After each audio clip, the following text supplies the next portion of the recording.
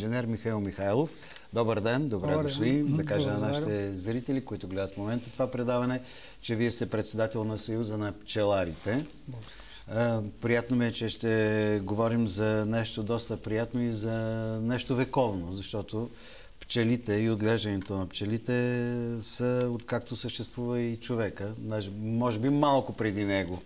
Да. Даже бях чел някъде, че бяха открили в някакви гробници мед, който е на примерно на 1000 години и са запазени вкусови качества. Точно така, да. Има такъв момент, нали? Да. Медът има такива свойства, че може да се запазят продължително време. Да.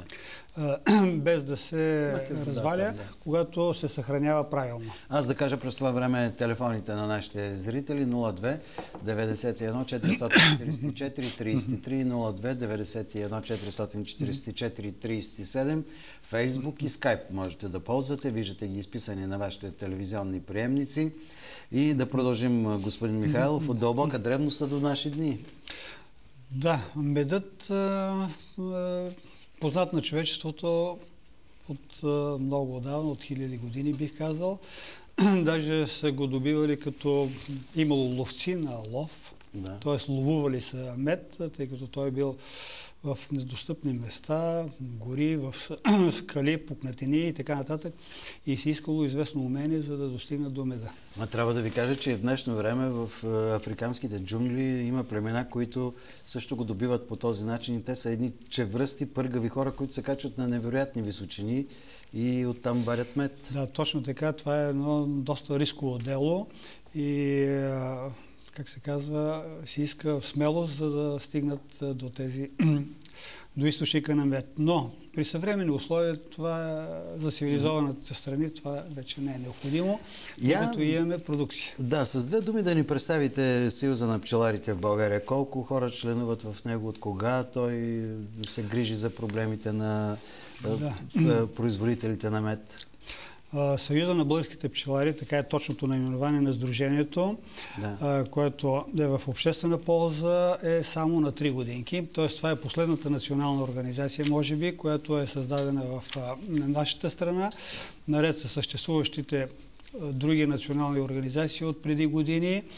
На практика обхваща почти всички пчелари в отделни градове и населени места, общини и областни центрове и защитава, бих казал, интересите на пчеларите-производители. Фактически при нас са тези, които произвеждат меда. При нас са пчелари дребни, как се казва, и по-големи, и фактически целият, как се казва, спектър на пчелари-производители, на мед и пчелари. Добре, колко кошера са необходими на един човек, за да може той да произвежда количества, които могат горе-долу да задоволят потребностите му, да си изкарва прехраната? В Европейския съюз за такава норма, именно за пчелар-професионалист, е прието, че пчеларят трябва да притежава поне 150 кошера. При нас беше около 100 или 100 пчелни семейства, а сега вървиме към 150 мярка.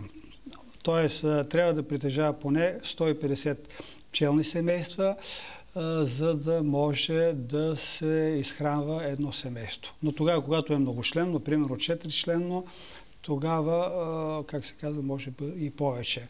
Но от 70 до 150, това е интервала, в който може да има доходи, които да покриват разходите на семейството. Колко е цената на меда? Коя цена? Изкупната. Правилният въпрос. Изкупната цена или цената на едро е унизително ниска. Колко е? И тя не е мръднала с години. Тя е от 3,50 започва, говорим на килограм, до 4,20, 4,50. Което означава, че в този интервал от 50 стотинки или 1 лев варира цената на едро. Тоест изкупната цена, която търговците, преработватели взимат от нас. А за това, защо е в такъв интервал? Защото медовете биват различни. За това ще говорим по-късно. Да, само да спомена, че е полифлорен или монофлорен, съответно манов мед, и затова цената е различна при изкупуване на едро. Добре, от един кошер колко мед се добива средно? Това е много, така бих казал, разтегливо понятие. Не, в граници някакви все пак. Ще ви кажа, разбира се, ще ви кажа. Значи, според агростатистика, средният добив на метод от кошер е 16,2 кг. Разбира се, има райони, каквито са, например, Добруджанския край, там, Добрич, Варна и другите по поречието на река Дунав, долу юг, юго-исток, където добивите са много по-големи. Там стигат 20-30 кг, а отделни могат да стигнат 50-70 и повече килограма от кошер. Добре, за да добием представа все пак колко е работата на пчелите, една пчела в колко мед може да произведе? Значи една пчела през целия си живот, който в активния сезон продължава между 30 и 40 дни, 42 дни, добива мед, колкото да се запълни половин чайна лъжичка. Милиони пчели. Така. Точно милиарди така, даже. Точно така, милиони. Значи, за да се добие 1 килограм мед, пчелите в зависимост от медоносното растение трябва да посетят средно между 2 и 5 милиона цвята. Да. И това е един колосален труд, който само тези насекоми умеят да вършат, и то безотказно. И зато и медът е ценен и медът е скъп. Той е скъп, но все пак и неговото добиване е много сложен процес, изисква много грижи и даже напоследък вие имахте една среща с ваши колеги от страната пред Министерския съвет.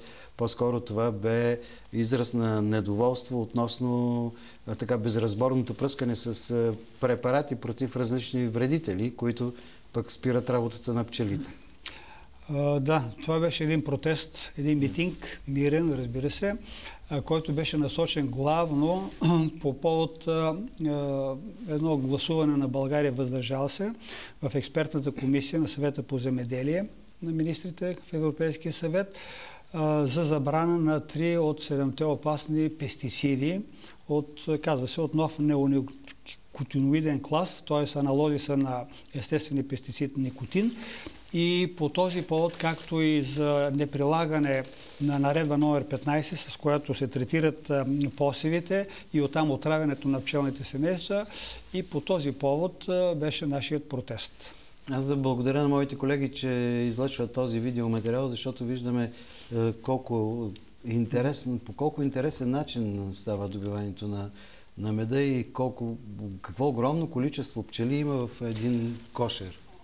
В един кошер, да. В един кошер има в различния период на развитие. Говорим за активния сезон между 40, 60, 80 хиляди пчели работнички, една майка, както винаги сега виждаме на екрана, и около 200-300 търти, ако пчеларя не позволи, те да бъдат повече. Но това е достатъчно за развитие на семейството, което, независимо, че има различни пчелни индивиди, представлява един единен организъм. И то действа в синхрон, при което... Всяка пчеличка ли си знае тук това гнездото? Значи пчелите са тясно специализирани в зависимост от възрастта им. Те са по дни, бих казал дори по часове, имат определено предназначение. След излюфването, първите 2-3 дни там почиват, т.е. укрепват, след което извършват почистваща дейност, след това хранят ларвите или личинките от по-възрастните, след това обратно става, по-нататък събират прашец и едва след 21-ият ден те могат да бъдат летящи и излизат навън. Много интересно. Аз гледам как всяка си... Да, това, че те имат такава специализирана дейност, когато настъпи пашите, тези главни паши, или това е активната достъп до нектар и прашец, тогава дори може тази организация да се наруши и пчели, които са на по-малка, по-млади, по-малка възраст, да излитат и да носят. Тоест всичко е посветено на една единствена цел – осигуряване на запаси за пчелното семейство. И търтия е на особена почет. Не, търтия може би не заслужено обвиняваме търтиите. Някакви препарати се появиха, в които четох тези дни, на някакви изложения. Има нещо прибавено към меда от търтеи. Значи, все още не се знае напълно предназначението на търтиите, но самият факт, че без мъжки елемент в едно семейство не може да работи функционално, и за това не само присъствието, но те извършват и друго. Те извършват особено една вентилационна дейност, т.е. поддържат микроклимата вътре в кошера. За съжаление, те консумират много повече от една пчела работничка. Примерно, един търти консумира колкото три пчели. И тогава, в края за нас на сезона, това е края на юли, началото на август, пчелите започват да ги изолират и ги гонят от кошера. Защото точно тогава те трябва да осигуряват зимните запаси и търтите стават излишни. Колко пчели остават да зимуват, примерно, в един кошер, като процент от това, което работи през лятото? Така, добро семейство за зимяване, ако може да осигури 20-25 хиляди, ако е 30 хиляди, това означава 2-3 килограма пчели. Пчелите се мерят на килограм. Така ли? Да, на килограм, като в 1 килограм... И те прекарват цялата зима? Да. В 1 килограм има около 10 хиляди пчели. И този намален брой, заедно с майката, без търти, с осигурена храна от нектар, от мед и прашец, могат да иззимуват 5-6 месеца в състояние на зимен покой. Разбира се, те са активни, те не изпадат в анабиоза, те продължават тази дейност, но тя е с намалени темпове, да я наречем. И в крайна сметка, рано на пролет, те започват да се възвръщат зимните загуби, т.е. от умрелите пчели се подновяват с млади пчели и семейството започва активно да се развива. Сега, през този месец април, когато започват да цъфтят овощните насаждения, тогава пчелите масово събират прашец. Това е най-обилно, събира сега прашец, а прашец е белтъка. Белтъка или хляба на пчелите, докато въглехидрата, именно меда, е захарите, които освояват енергията на пчелите, за да летят. Защото те трябва да отидат до съответното медоносно растение и с тази храна, част от нея те я консумират, за да добият енергия и се връщат в кошера, за да стоварят съответно товара. Това е прашец, нектар. Имаме и водоноски пчели, които събират, т.е. ходят и за вода, понеже е нужно и вода. Така че всичко това е едно, бих казал, много изнурителна дейност, но пчелите я извършват и то методично, редовно, как се казва, всеки ден. Сега, аз доколкото така разбирам от вас, пчелите извършват една огромна работа, в резултат на което ние имаме плодове, зеленчуци, маслодайни растения, ядки опрашването и други. се извършва от тях. И вашето безпокойство не е съвсем основателно за пръскането с тези препарати. Какво се споразумяхте с правителството? Защото аз, доколкото знам, ние сме гласували въздържали се в Брюксел за някаква директива, която да спре използването на подобни препарати.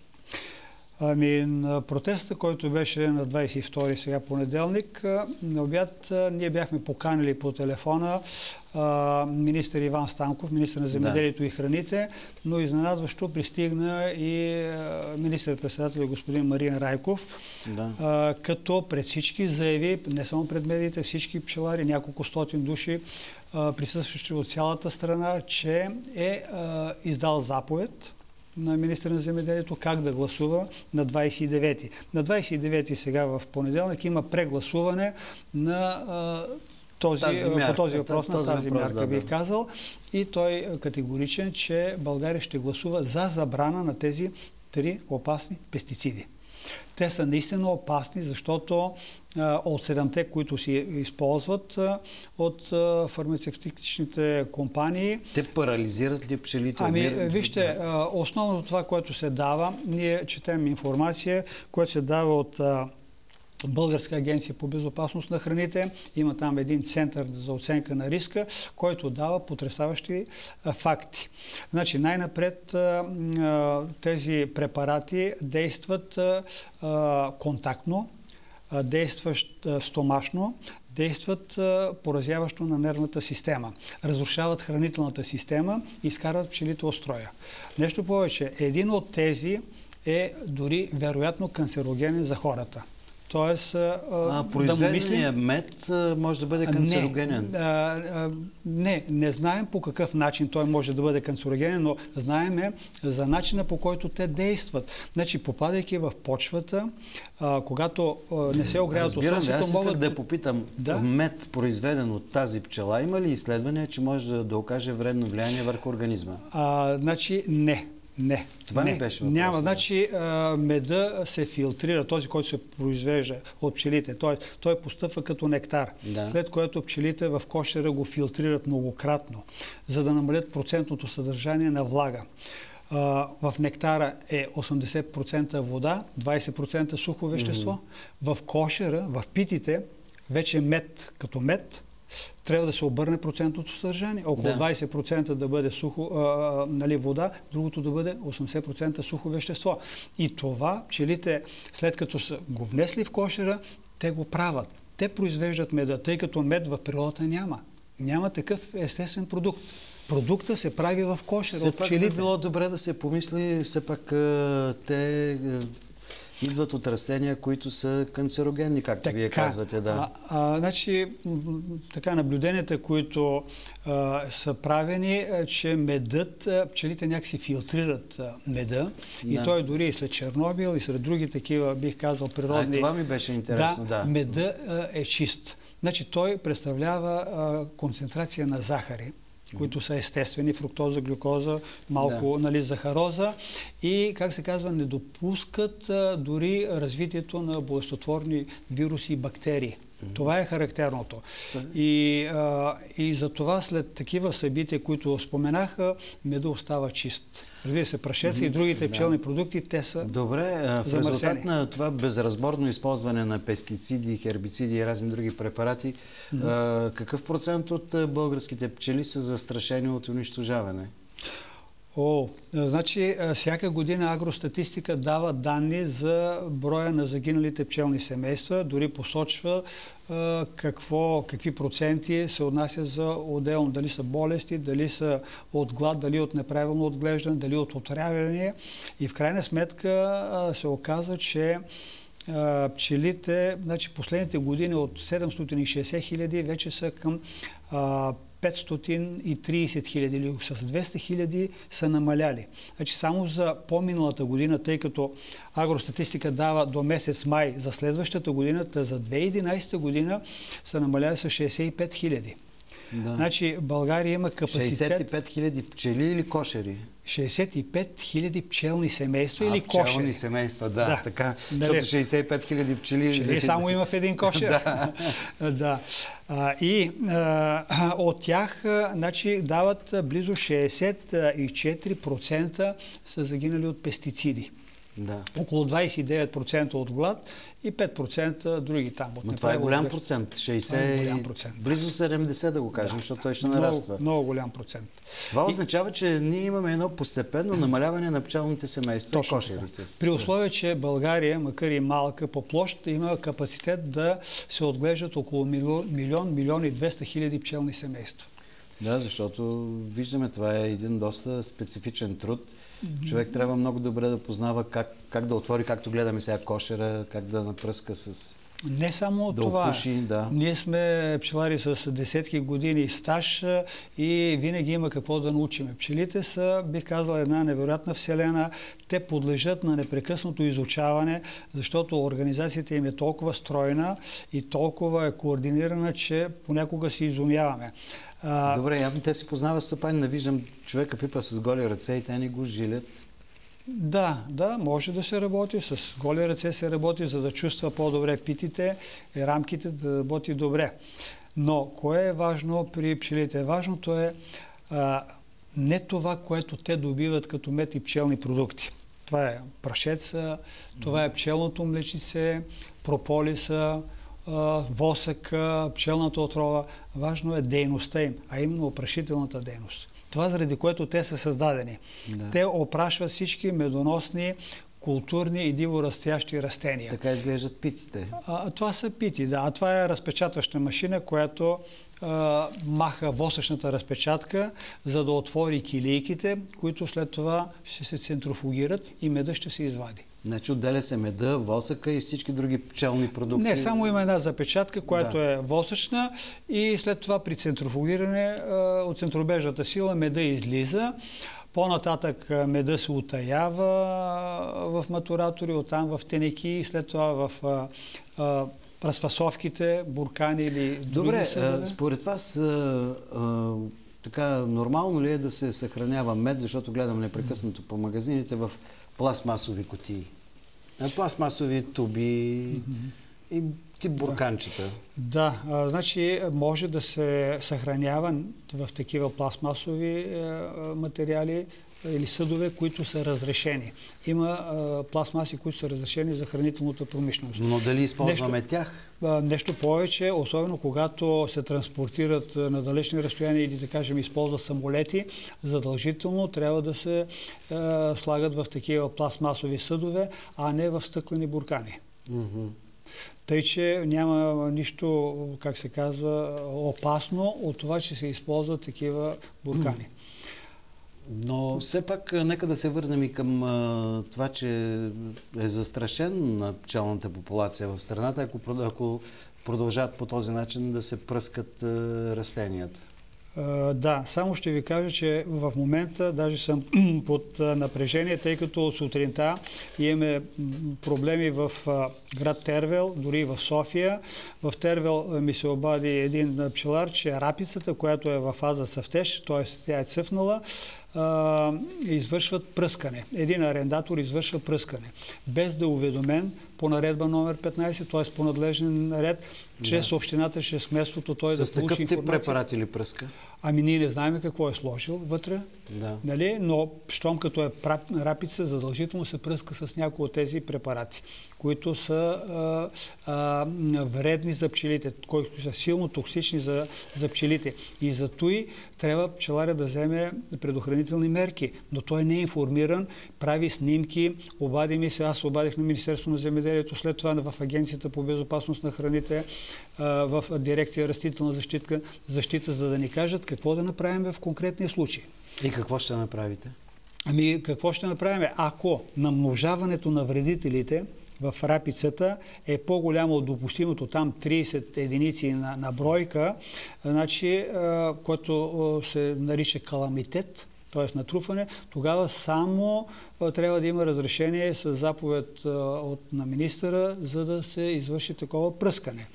Но те отварят някаква вратичка, ще може дори в такива случаи, когато е под. Значи всичко зависи от комисията, която ще направи оценка на насъжденията там, на масива с рапица. И този човек не знае какво да прави, разтревожен, член на нашата организация, пита как да постъпи. Сега другия случай е тук в София, община Панчарево, район Панчарево и Нови Искър. И имаме един пчелар, той е професор при това, който има 2 пчелина в 2 района.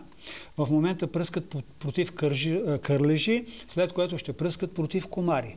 И тъй като това не е през дирекция растителна защита, а това е през здравните служби, не са уведомили пак по надлежния ред пчелария. Добре, дори да ви уведомят, какви мерки вземате, ако ви уведомят?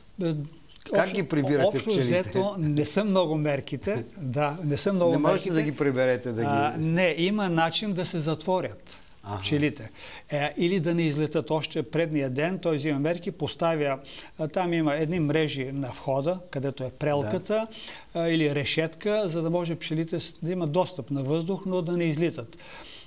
За съжаление, това не може да продължи много. Знаете, при това слънце, при тази топлина и така нататък, те имат нужда от летеж, имат нужда от вода, имат нужда от много неща и не може да ги задържаме много. Плюс това, препаратите, които използват, са с дълъг карантинен срок. Те не са, да кажем, няколко часа или до 24 часа и да имат полуразпад или разпад. Значи, продължават много дълго време.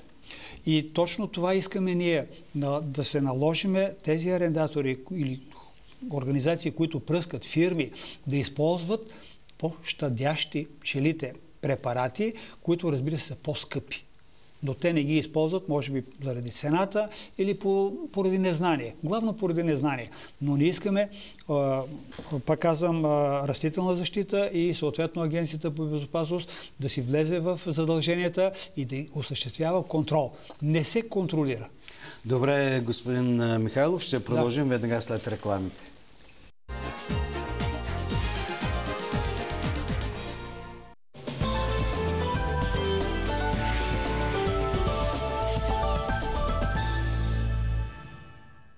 Започна голямото великденско намаление в магазините и дрогериите Лечител. До 6 май всички продукти се предлагат с отстъпки от 10 до 80%. За всяка покупка над 15 лева получавате и подарък. Сред подаръците са и любимите на всички шоколади Валор с захар или без захар, с бадеми или с лешници. Как можете да спечелите безплатно Саменто, ще научите във всеки от 25-те магазина от веригата. Заповядайте и не оставяйте пазаруването за последните дни, защото някои видове подаръци може да се изчерпат. За всяка болка природата ни предлага решение. Стига да знаем къде да го търсим и как да го използваме. Намерихме за вас един от даровете на природата – чай от семена на касия. Този чай е много полезен при проблеми с храносмилането, при подуване на корема, при колики, при запек, при срам-несрам образуване на газове. Проблем, който не е само притеснителен, но и доста болезнен. Помагат на бъбреците, черния дроб и далака, извеждат токсините и слостта от червата и възстановяват нормалната микрофлора. Не случайно семената на касията са известни като възстановяващи зениците семена и помагат при хронични проблеми с очите. Полезни са при хипертония и атеросклероза. Разграждат излишно натрупаните масни депа. Един пакет от 100 грама вкусен и здравословен чай всеки ден за повече от месец. Само за 12 лева плюс доставката. Полезни, удобни и доказано ефективни. Магнитните наколенки здраве ще върнат силата в краката ви. Много добре се чувствам, откакто ги носа, защото аз мисля, че те ме подкрепят и ми дават един стимул за повече движение. Помага ми. Аз се чувствам по-стабилна и ме кара да не нося бастун, иначе носих и бастун. Победете и вие болката и дискомфорта с магнитните наколенки здраве. Както ги нося, си ходя свободно. Нямам болка. Аз се изненадах, в началото с недоверие подходих, честно се го признавам, но фактите са на лице, що да не вярвам. Стъпете здраво на двата си крака с магнитните наколенки здраве. Не знам как ги правите, що ги правите, но като ли са вълшебни и най-вече, което е за мене, че са много по-евтини. 2 наколенки в една опаковка и подробна информационна брошура. Само за 20 лева плюс доставката. Красотата идва отвътре. Аспасия – прекрасен натурален продукт, който ще направи косата ни здрава и жизнена, ногтите нечупливи, а кожата свежа и гладка. Напрегнатото ежедневие, стреса, замърсяването, силното слънце, студа и вятъра и напредването на годините влияят бавно, но тежко върху външния ни вид. Нездравата коса няма блясък, тя е лесно оплитаща се, изглежда разхвърчана, разпиляна, принципно много трудна за поддържане, защото тя не се подава на обработка и не е в вид, в който се чувстваш добре като цяло. Състоянието на косата, кожата и ногтите говорят много за това как се чувства нашето тяло и какво му липсва. Кожата е тази, която ни предпазва от външните влияния. Тя първа посреща и студа, и вятъра, и слънцето и това рефлектира върху нея. Тя е тази, която поема негативите. И ние трябва да й помогнем да се справи с тях. Тук натуралните съставки на Аспасия могат да помогнат. Ако погледнете опаковката, ще видите, че на първо място е поставен биотинът. Той отговаря за правилния метаболизъм на кожата и подкожната тъкан. Друга полезна съставка в натуралния продукт Аспасия е L-метионинът. Той е аминокиселина, необходима за синтеза на протеини.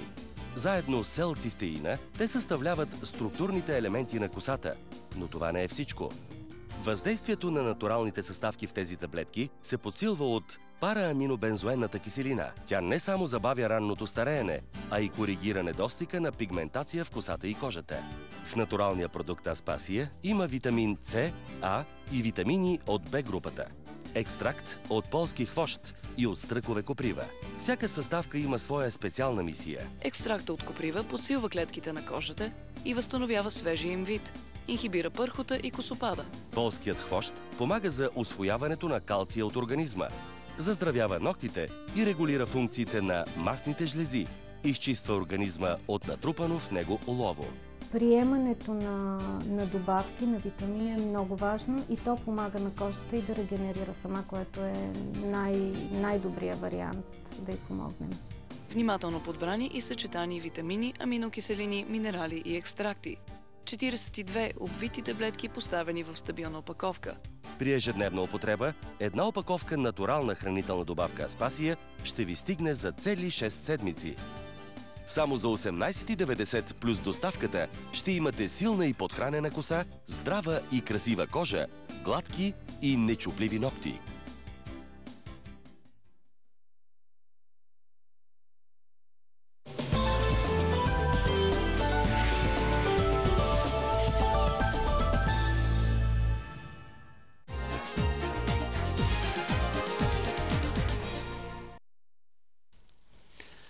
Вие гледате следобедния блок на телевизия Евроком с инженер Михайлов, председател на Съюза на пчеларите в България. Продължаваме разговора, който стигнахме до това, че пчелите стават много често жертва на недобросъвестни арендатори и недобросъвестни хора, които използват по безразборен начин химически препарати. Държавата помага ли ви по някакъв начин да се преборите с това? Държавата има институция, която би трябвало да се грижи за този процес, а именно процеса за третиране на насажденията срещу вредители, но за съжаление завършихме с това, че не осъществява контрол върху това с какво се пръска, кога се пръска, колко се пръска, тъй като тази наредба има само, наредба номер 15 има само уведомителен характер. Тоест, арендатора уведомява общината, че ще третира, ще пръска често пъти в началото на празнични дни. След като мине тази машина с тези препарати, веднага след нея могат да се появят пчелите.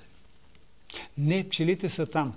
Пчелите, при условие, че е цъфтяща растителността, пчелите са там. След това те са си... Значи те ще попаднат в този облак, който го виждаме и съответно ще бъдат поразени. Те са насекоми, които се влияят от всички промени в естествената среда, следователно би могло да загинат. Ами, господин Михайлов, аз искам да ви попитам и за някои други неща, които имат чисто практичен характер. Вие говорихте за различните видове мед. Как пчелите се ориентират и как, например, се произвежда този мед? Четем Манов, четем Акациев, четем Билков, четем не знам какъв мед. Как ги разделяте тези неща? Как се установява кой мед откъде е? Какъв е принципа? Да, само преди това да кажа, че България е уникална страна, тя има уникална природа и поради билковото многообразие, може би след Непал или след някоя друга страна сме на едно от първите места. Медовете, които се произвеждат от нашите пчели, са изключително ароматни, изключително атрактивни, полезни и така нататък. И всичко това се дължи на факта, че пчелите посещават еднородно, обикновено едни цветове и когато започнат, те се ориентират към един цвят, да речем акация и само акация. Акация, липа, само акация посещават, тъй като тази паша, която доминира в момента, е определяща и пчелите я посещават и докато не свършат до край да опрашат, те не преминават на други цветове. И поради тази причина се получават еднородни медове или едноцветни медове или монофлорни наречени. Получават ли се от различни видове? Точно така. Тогава, когато различните паши не доминира някой от тях или имаме повече от една, пчелите посещават и другите паши и затова се получава тъй наречения многоцветен, полифлорен мед, букет и така нататък. Тоест едно и също, но в тези медове имаме следи от полен, това е прашеца, от различни видове растения. Докато в монофлорните имаме само от един вид. И определящото за това дали е акациев, липов, слънчогледов, мента, лавандула, кориандър, кестен и така нататък, зависи от процентното съдържание на прашеца. Броят прашецовите зърна в единица обем. Тогава, когато е от 30 и над 30%, значи се смята, че медът е монофлорен. Това е интересно, защото в различните географски райони на страната има различни по големина масиви с, да речем, както вие казахте, с кестени, с акации, с други растения, но като го приготвят меда, като се съхранява, губи ли от своите качества? Да. Медът, както всички продукти, търпи промени, извършва се превръщания вътре в състава. Въпреки че се запазва хиляди години? Запазва се при добро съхранение, т.е. правилно съхранение, когато не е пряко на слънчева светлина и на сравнително хладно помещение, той може да се задържи десетки години. И няма, така да се каже, трайност, но пак повтарям, като всеки продукт, той търпи нарушава си вътре структурата, променя се по-точно, имаме разпадане, превръщане и така нататък, в резултат на което се получава кристализиране. Медът бързо кристализира. Кой мед е по-добрият? Този, който е кристализирал или този, който е в течен вид? Така, няма еднозначен отговор. Чувал съм, че този, който се захаросва, е по-качественият мед. Значи, това, кой ще предпочете човека, потребителя на меда, зависи от това как организъмът му усвоява меда. Дали може, да кажем, съпроводена с течност вода или директно, дали да бъде в течна или в твърда фаза, но за това дали медът е качествен, не може да се съди по неговото агрегатно състояние. Затова медът дали е качествен се съди само с анализен сертификат, издаден от лаборатория. Нито химически това е част моливи, от легендите. Това са легенди, митове, бих казал.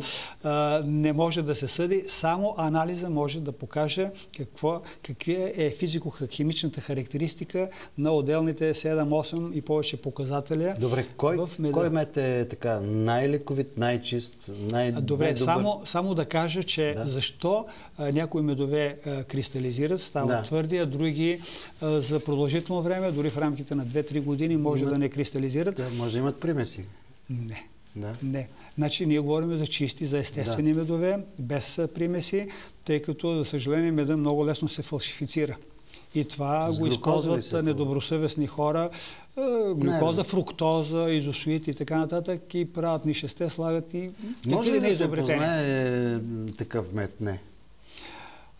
Ако човека има добри вкусови качества и се е специализирал, би могъл. Но пак казвам, само анализът може точно да покаже.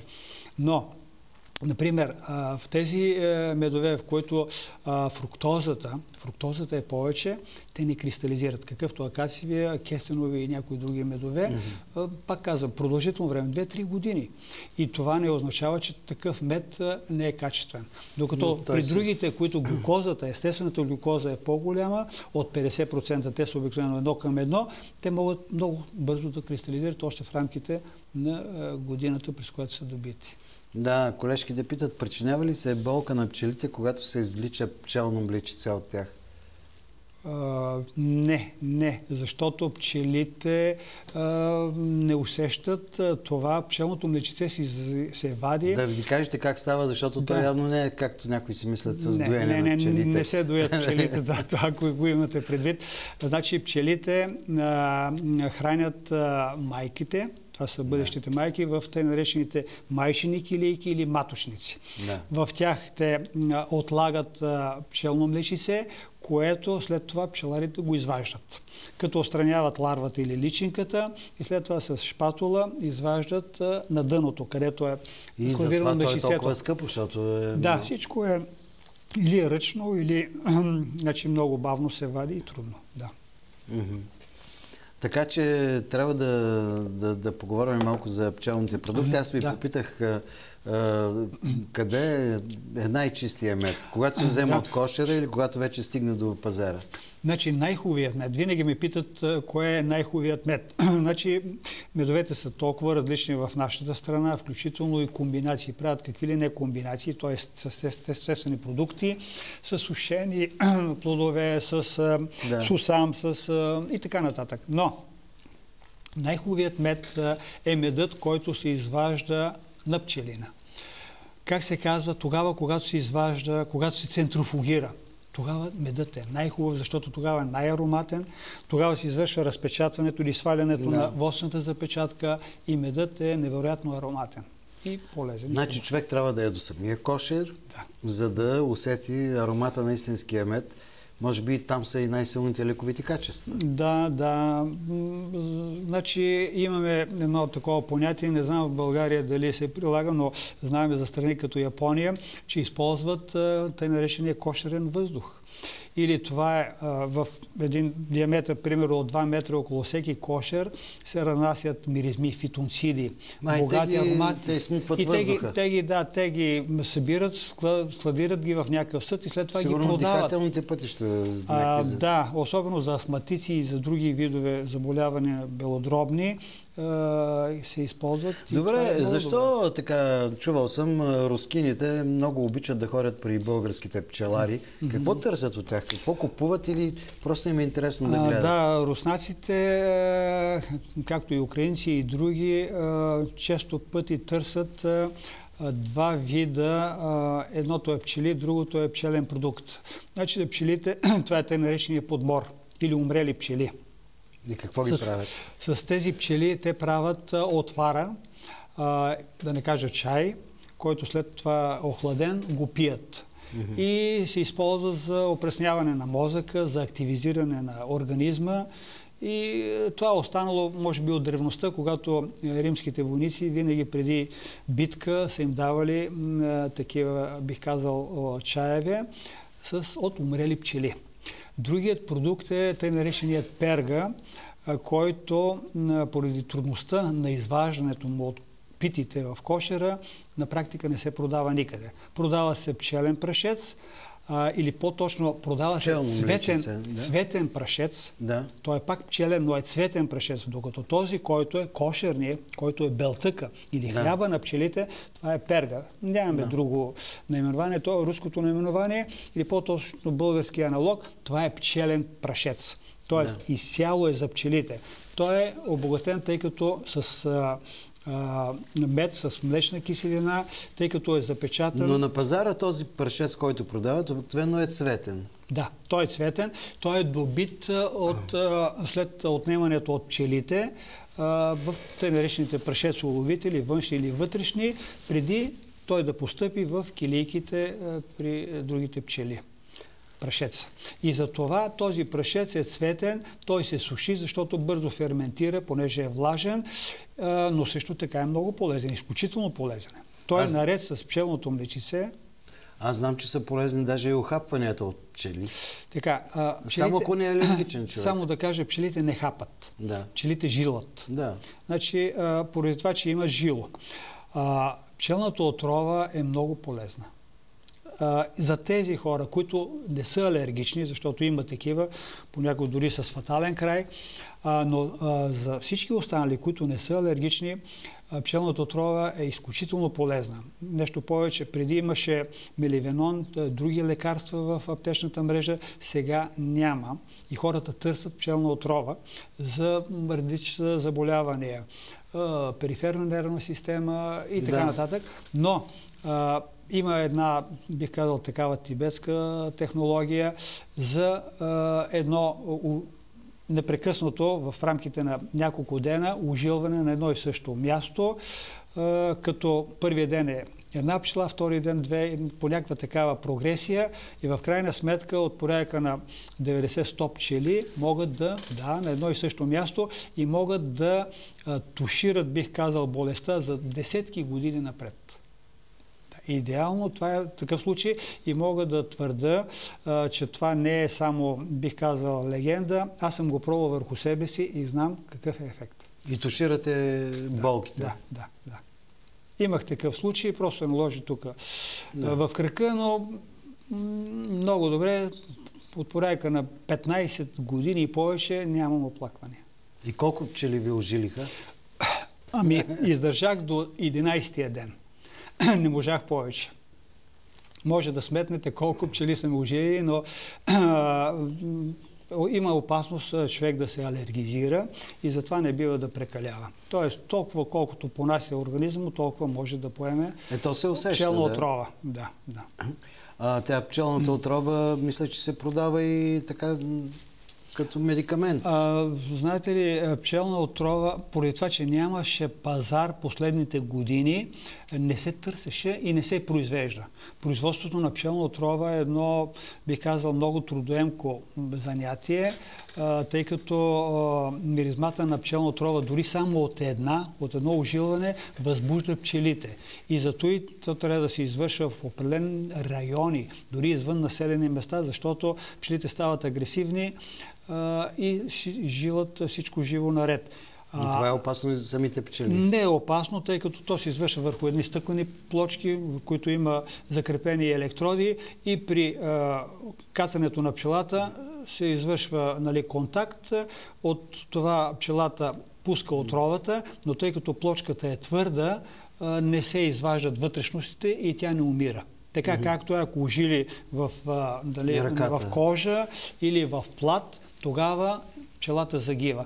Но на този принцип е направено изваждането на пчелната отрова, но пък казвам, миризмата ги възбужда и зато и се прави само в определени райони, в определени часове. И сега, последно време, се появи пазар, вече се търси пчелна отрова и може би ще се възстанови тази дейност. Производството на пчелна отрова. Да кажем няколко думи, тъй като в апаратната имаме доста колежки, че пчелните продукти са в основата на доста така интересни маски за разкрасяване. За козметиката. Да, да.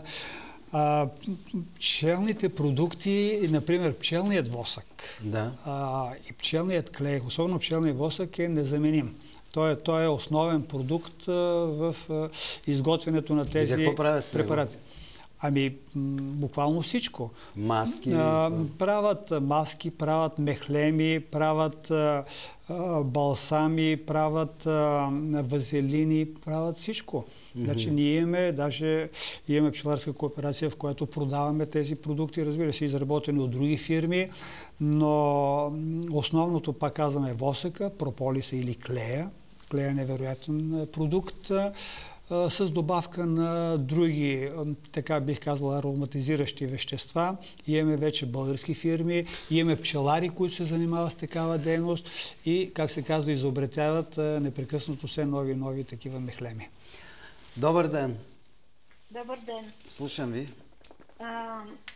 Искам да кажа, аз съм над 50 години жена, която наскоро ми откриха автоимунно заболяване, пемфигоскожно. И един лекар ми каза да ям восъка с питата, нещо не разбрах точно, но ми спомена пита. Какво ще ми каже господина по отношение на това, което са ми казали?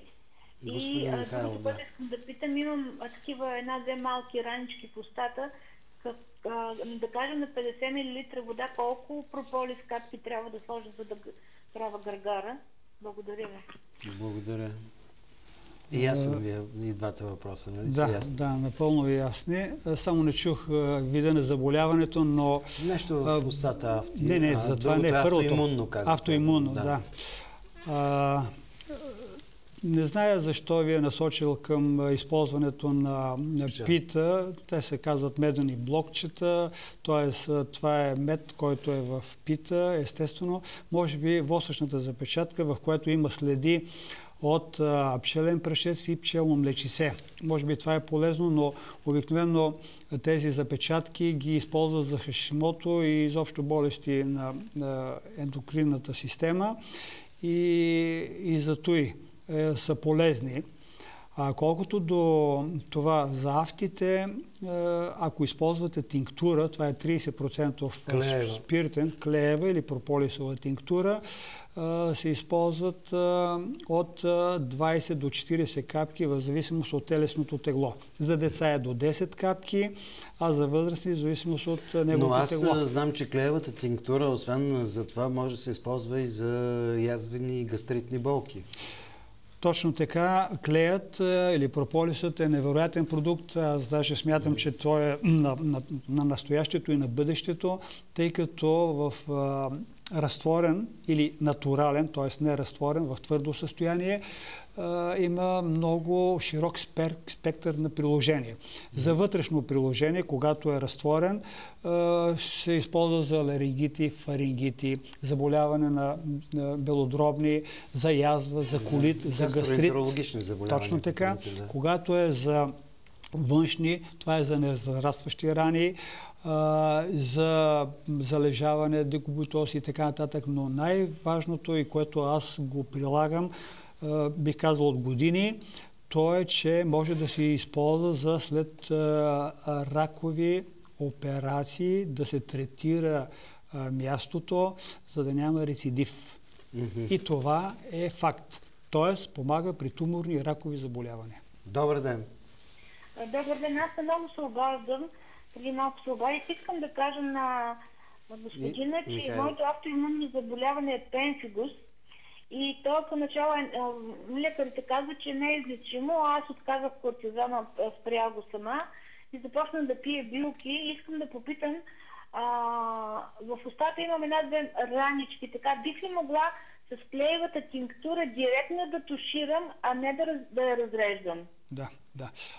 Това щех да кажа, че в този случай може да се използва частичка или парченце от клея, който да се постави на болното място, там където са афтите. Тъй като натуралният клей се използва за стоматитни заболявания, болести така на устната кухина, особено когато имате, да кажем, възпалени венци, както в случая афти, и трябва да ви кажа, че лекува и то много бързо. Нещо повече, използвах ги за външно, за кокоши, трън и така нататък. И когато се постави много бързо, буквално за 2-3 дни, може да се, как се казва, заздравее мястото и да се отстрани това образование. Така че по-добре във вашия случай е да използвате натурален клей. Аз мисля, че меда не е панацея, не може да ни излекува от всичко, но може да ни съхрани здравето за по-дълго време. Вие споменахте за римските войници. Това означава ли, че така се усеща и прилив на енергия, на сили, когато се употребяват известни комбинации с мед? И от кой мед, примерно, трябва да консумираме в различните сезони? Да, медът е енергиен източник и той ни дава сили, дава ни енергия, която може, как се казва, да използваме в зависимост от дейността, която извършваме. Дали е умствено натоварване, дали е физическо натоварване, но при всички случаи медът е изключително полезен. Винаги съм казвал, че когато поставяме на кантара 1 кг мед, примерно 1 кг захар, която захар се използва повсеместно, разликата е в 300-те полезни съставки в полза на меда. Какви медове?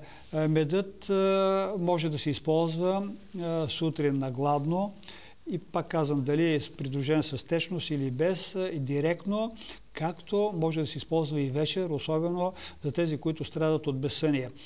Той има свойството да приспива, така че наред с сладкото... Това е проверено. Аз даже се спомням, преди години правихме един филм в село Момчиловци, Смоленско, знаете го.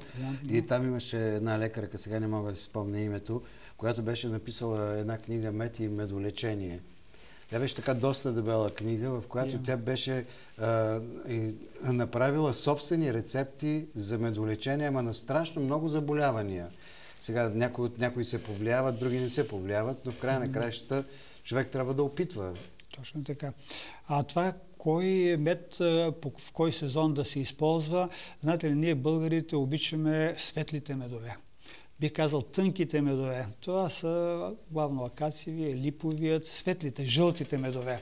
Докато от западните страни в Европейския съюз предпочитат тъмните, тежките манове медове. Добър ден! Ало? Добър ден! Слушаме ви. Значи, понеже чух, че казват за прополиса и там за други продукти, за рани, които могат да се лекуват. Интересуваме специално за псориазис. Скалпа, дали нещо може да се лекува с тия продукти и алергичен ринит имам, пречи ли меда и... Имали сте подобни случаи, сигурно, и питания? Сега най-напред за псориазиса. Известно е, че псориазиса не се лекува. Това е категорично установено. Може да се намалят, да се повлияе, но не може да се излекува напълно.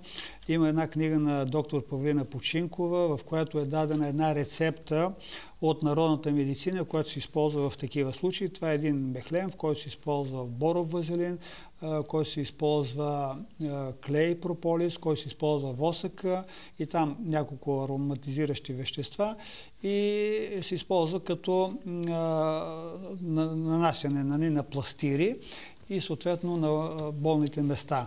Но пак казвам, това е само за облегчаване, а проблема на болните от псориазис не е кожно, не е външно.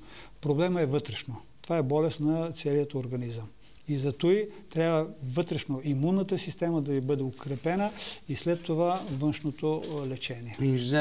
Инженер Михайлов, аз ще ви каня отново в това предаване, защото темите са доста интересни. Не можахме да засегнем всички проблеми, не можахме да погледнем и в бъдещето на Пчеларския съюз, какви са вашите инициативи и какво ви вълнува, но за това ще говорим в друго издание, тъй като сега времето ни вече е към своя край. Благодаря ви още веднъж за гостуването. Сега е време за реклами.